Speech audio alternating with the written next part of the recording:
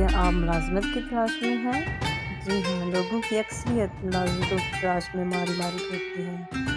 جیسے ہی کسی ملازمت کے لیے جگہ کھلتی ہے، لوگ بھاگم بھاگ وہاں پہنچتے ہیں۔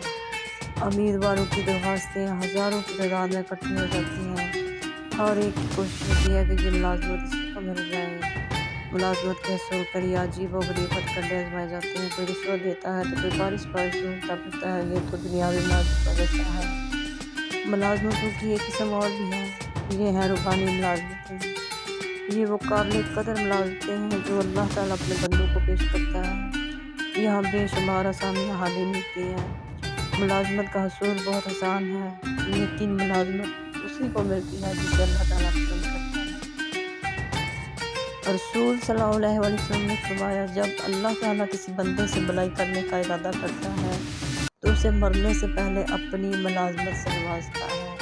سبحان اللہ۔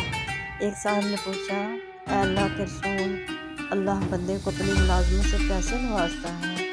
فرمایا، اللہ تعالیٰ بندے کو مرنے سے پہلے عمل صالح کی توفیق دیتا ہے، پھر اس پر اس کی روح قبض کرتا ہے